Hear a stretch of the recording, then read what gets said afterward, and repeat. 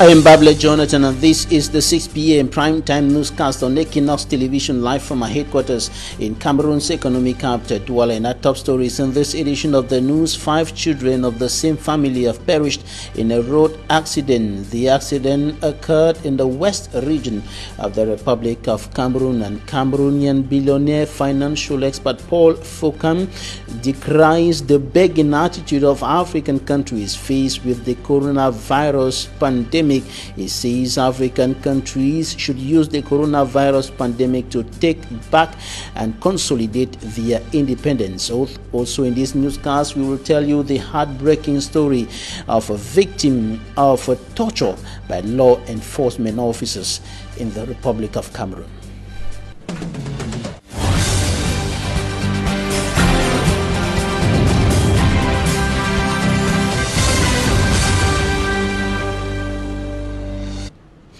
We begin this newscast with the sad story of a family that has lost 5 of its children in the same road accident. The accident occurred in the west region of the country, and the accident left 5 children of the same family dead and other victims injured, as Manjikan Gabriel reports. Vehicles getting into Bafoussam on a standstill. Commercial bike riders and other road users blocked.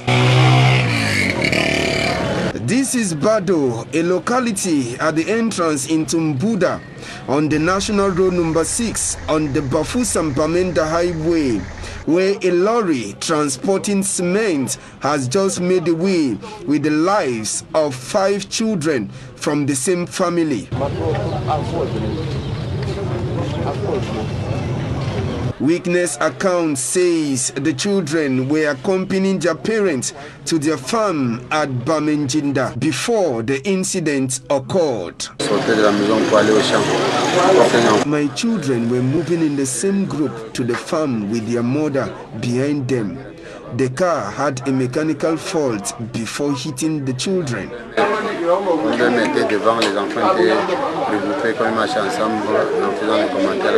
The children, whose ages ranged between 14 to 18, were later transported to the Mbuda Hospital mortuary, alongside the 2 injured cases who have been administered treatment by doctors at the Mbuda District Hospital.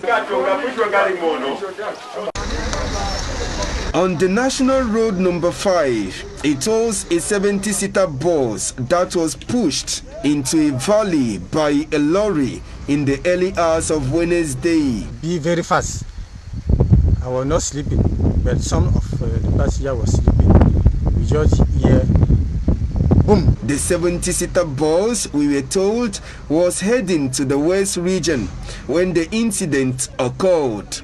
According to road users, Mujuka, where the accident occurred, is noted for such. The poor state of the National Road number 5 is the main reason advanced by all. The accident now because of the route. Route don't overspoil. Route to go west no day. For Komo Douala reach west, route no day. Me una see route. People they die so for waiting. Where any man they buy and pull. 35 passengers in the 70-seater bus were injured and are now receiving treatment at the Mbanga District Hospital, and others who came out safe shed tears of joy.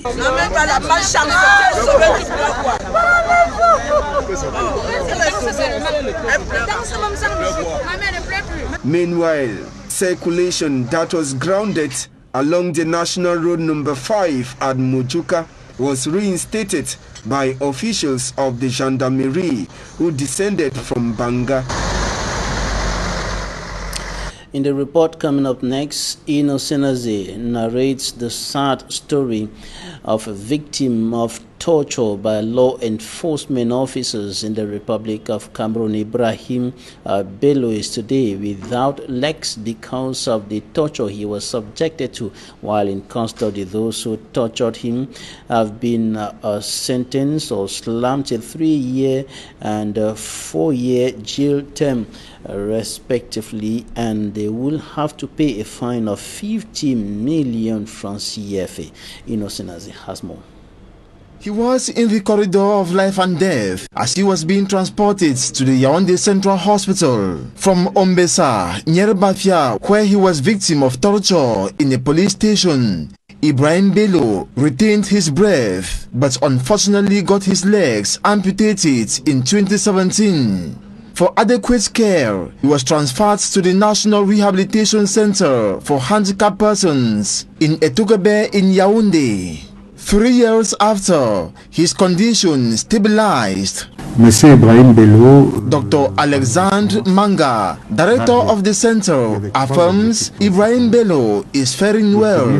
He cites 3 principal objectives they had, being his social and psychological follow-up, ensure he regains education, and lastly, procurement of his working equipment so as to enable him displace himself. Et ensuite apprendre à marcher. From 2017 to 2020, Bello's education resumed in 2 phases. La première phase pendant 2 ans, nous l'avons confiné dans une chambre individuelle. The first phase in 2 years, we confined him in a special room where only medics visited, exchanged and worked with him. La dernière année, nous l'avons sorti. The last year, we put him in a public room for his reintegration. Every day, we made rounds, observing his physical and psychological states. Les psychologues travaillent en intimité avec lui. With 8 of crutches, a wheelchair, and prosthetic legs, Ibrahim Bello can now stand on his both feet. As for his torturers, after several years of trial, the Bafia Court of First Instance in the Central Region issued 4 and 3 years jail sentence each against the police inspector Joseph Desiree Sack and the police officer Joel Cyril Bikowonzi respectively. The court also orders them to pay 50 million francs CFA to Ibrahim Bello for damages. However, the defense lawyers said the jail sentence and the fine are too light, demanding at least 1 billion francs CFA for damages. Ces peines nous semblent très faibles. They also criticized the judgment, describing it as iniquitous. Barrister Emmanuel Sim says the 2 police officers were under the scope of Article 277 of the Cameroon Penal Code and risk between 10 to 20 years of imprisonment. The defense team has appealed to the Central Court of Appeal to restart the trial for proper and deserved judgment. Justificatif, accorder une somme plus importante que celle-là. Ibrahim Bello, who suffered torture to the point of death, can now work with its equipment while the case continues in courts. A polyclinic here in Cameroon's economic capital, Douala, where a fight recently broke out between a members of a family who lost one of theirs, said to have died of coronavirus, and forces of law and order has been shut down by the Minister of Public Health, Dr. Manauta Malachi. The polyclinic Marie O here in Douala has been closed down for illegal practices. Recently, as I indicated earlier, some relatives of a man who is said to have died of COVID-19 got into a clash with forces of law and others. They struggled to take out of the clinic the relative who died of coronavirus. Now, Smanjik and Gabriel comes back to what happened at that health amenity here in Douala. The lifeless body of a suspected COVID-19 patient lying in the middle of the road. We are at the Bali neighborhood in the Douala 1 subdivision, where a family forcefully removed their dead father from a private clinic after they were told he died of COVID-19. The family refuted the doctor's report, saying their father wasn't infected. Nous sommes allés aux garnisons militaires, état aux garnisons. We went to the military hospital where they sent us to the general hospital. There was no oxygen, and that is how we came to this clinic. As we arrived, they gave us some documents to fill, telling us that our father has been infected by COVID-19 without any test done. They asked us to deposit a caution of 250,000 francs for him to be given oxygen. On Friday, they asked us the sum of 1 million francs CFA, but unfortunately we gave 750,000 francs CFA. On Sunday, when we came to ask the condition of our father, they told us it was very bad. Monday, when we came back, we told them that if they don't allow us to see our father, we're not going to drop the 400,000 francs CFA left.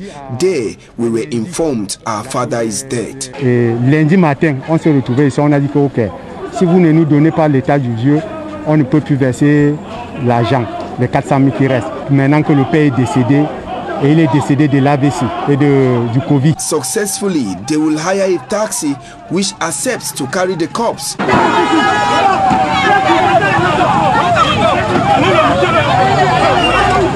And gendarmes will follow them later to take the corpse back.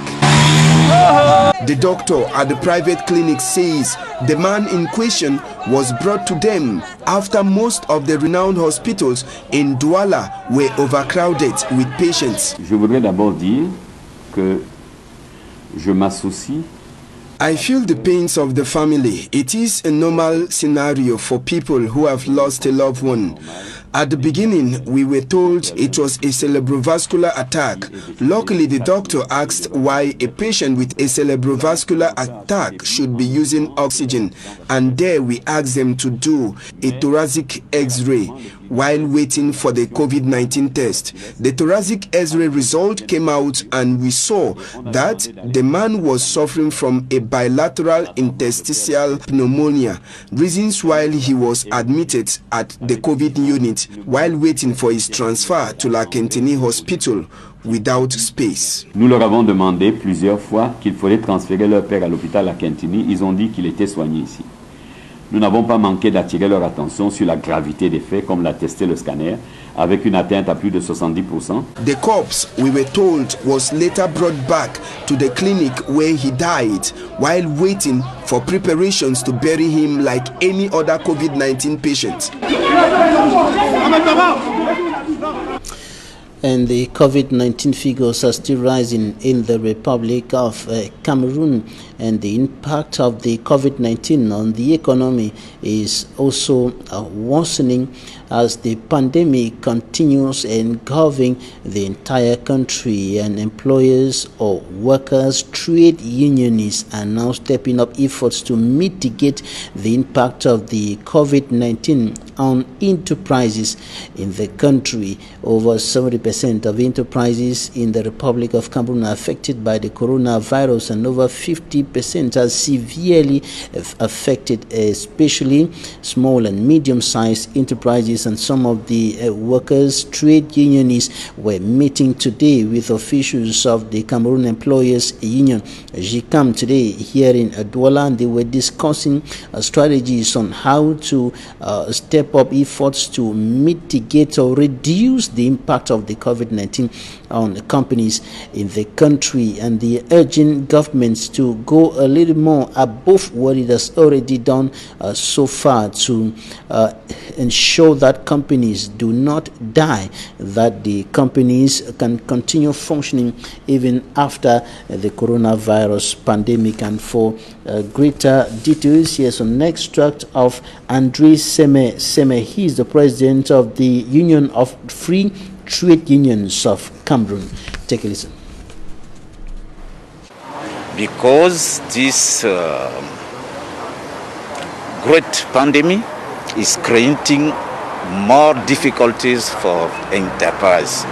When we are talking about enterprises, we are talking about workers. We are talking about economy in general.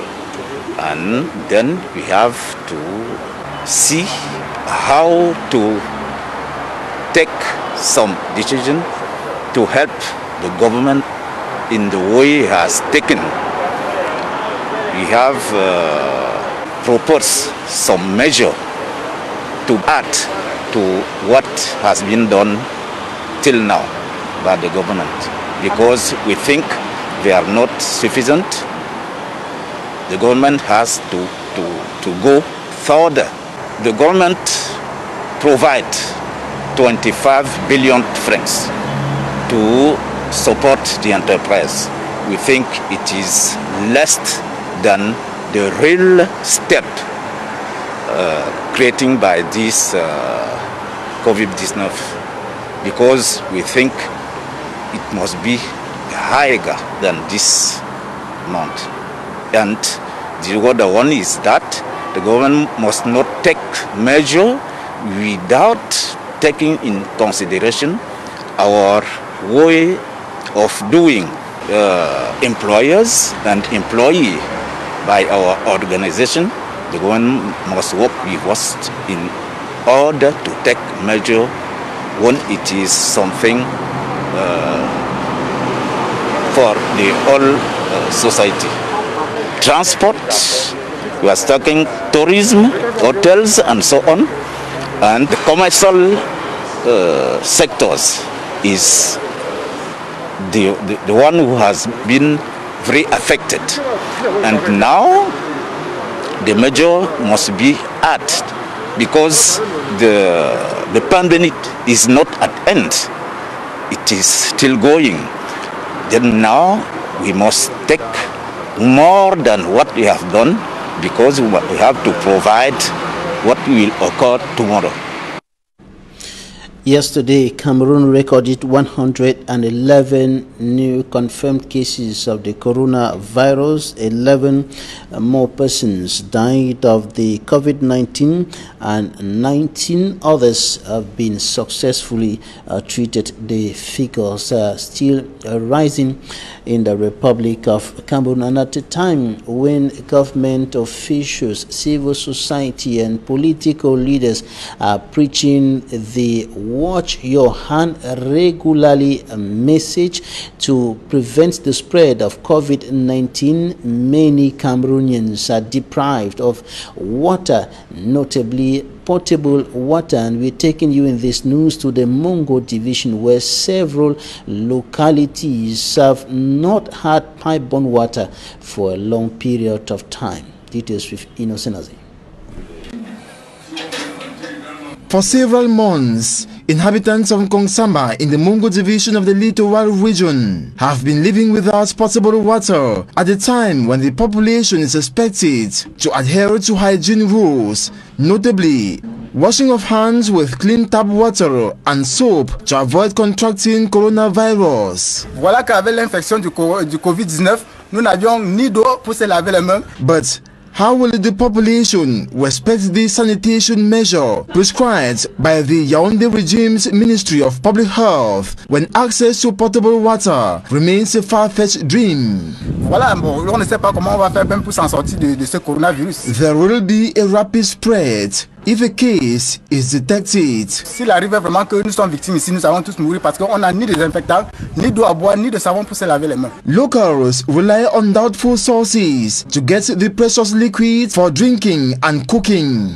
They cover long distances to fetch from streams. Comment comprendre que dans un pays où tous les départements portent le nom d'un cours d'eau, qu'on puisse avoir des difficultés à avoir de l'eau? Ce problème de manque d'eau à boire est en train de nous paralyser et de paralyser tout le quartier. This inhabitant, because he has no other alternative, fetches water from this exposed well for not only washing but cooking. On peut le faire parce qu'on n'a pas le choix. Others drink from the borehole.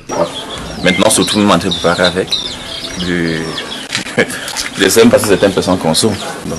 In Kongsamba, taps often run dry. but exorbitant bills are served them by agents of the water production and distribution company. Today, the President of the Republic of Cameroon, Paul Biya, and the Special Envoy of the United Nations Secretary General discussed the socio-political, security and health situation of the Republic of Cameroon. Francois Lonsini was received in an audience at the Unity Palace in the nation's political capital, Yaoundé, by the President of the Republic, and he is the special representative of the Secretary General of the United Nations Organization, and both officials discussed the COVID-19 pandemic, the evolution of the pandemic and the management in the Republic of Cameroon and elsewhere on the African continent. They also discussed the economic impact of the pandemic and the security challenges, notably in the northwest and southwest regions of the Republic of Cameroon. And speaking to the press after the meeting with the President of the Republic of Cameroon, the special representative of the United Nations Secretary General pledged the support of the organization to Cameroon with regards to efforts to restore peace and normalcy in the northwest and southwest regions of the country, and also to solve the other problems affecting the country, notably the coronavirus pandemic. It should be recalled that the United Nations Secretary General and the Pope are mounting pressure on the President of the Republic of Cameroon, according to a Catholic newspaper, to call for a ceasefire in the northwest and southwest regions of the country and discuss with the separatists in order to restore peace in that part of Cameroon. Now we talk about one of our lead stories. Cameroonian billionaire financial expert Paul Fokam has decried the begging attitude of African countries facing the coronavirus pandemic. He says that Africans must stop begging for help from abroad. They need to find solutions to the problems of the continent, to the coronavirus pandemic themselves, and that the African countries have to use the coronavirus pandemic to take back and consolidate their independence. For me, Armstrong Sander has more. With the merciless negative impacts of the coronavirus pandemic, some hardest hit African countries have remained perplexed and helpless for the past 3 months. Some of these countries like Cameroon, Ivory Coast, Senegal, Burkina Faso, Mali and others have chosen to be beggars from international financial institutions with the hope to save their economies. This approach to be redeemed by borrowing has been described as shocking by Paul Fokam, founder of Afriland First Bank, who wonders why African leaders should go begging instead of bringing together African talents to find a lasting solution in a continent richest in natural resources. Paul Fokam is disappointed with the call for financial and food aid by African countries. The financial expert says Africa's begging strategy will only help to save lives in the short run, but only short, medium and long-term measures that can enable local food, textile, automobile production as well as the fabrication of construction materials can give independent economic strength to Africa. In his analysis, Paul Fokam calls for the development of pharmaceutical industries for the transformation of medicinal plants in Africa and the training of health personnel, as well as the building of health infrastructures. Paul Fokam Kmer also recommends the reinvention of the African educational system to be fit for future challenges. The Cameroonian billionaire says these African solutions will help Africa to reduce its vulnerability and restore its dignity. He insists that the coronavirus pandemic is an opportunity for Africa to gain its independence. The founder of Afriland First Bank also called on the world to learn from the COVID-19 pandemic that has exposed the weaknesses and equality of mankind, irrespective of race and skin color. Paul Fokam Kmer also called for a global solidarity with the objective to limit economic and socio-political conflict in order to quickly come out of COVID-19 and save the future generation. Lawyers in the Fako Division, Southwest region of the Republic of Cameroon have issued a statement condemning the dismissal of Barrister Agbo Bala from the University of Buea. Barrister Agbo Bala came under severe disciplinary pressure after he said examination questions on the Anglophone crisis, and shortly after he was summoned to the university for a disciplinary session which he did not attend on grounds that he was not someone following the right procedures. His contract was simply suspended, and the Fako Lawyers Association says in a statement that it is weeping for the University of Buea, which was initially created to be a purely Anglo-Saxon university with values including autonomy and independence, but today is being influenced. Notably, the administration of the university is being influenced by the Yaoundé administration to shape its functioning according to their dictates. Details with Immaculate Fogwe. Fako Lawyers Association, in a two-paged document, have condemned the prompt dismissal of Barrister Congo Felix Agbo Bala as lecturer of law in the University of Buea. The human rights defender was dismissed for certain questions during the first semester examination concerning the Anglophone crisis. The question reads: the Anglophone crisis since 2016 was caused by the lawyers and teachers strike. Assess the validity of this statement. According to Fakla, the reasons advanced for his dismissal are untenable as no factual breaches were raised by the disciplinary council. They added that his dismissal is politically motivated, thus an infringement of human rights. Fakla adds that, though it is not supposed to interfere in the labor relation between the University of Buea and its employee, the circumstances behind his said dismissal raises pertinent human rights concerns which mandate their condemnation. Finally, Fakla weeps that the University of Buea, which was created to operate as an Anglo-Saxon university, now allows itself to be manipulated by political considerations. That's it for this edition of the 6 p.m. Primetime Newscast on Equinoxe Television. Thanks for staying with us.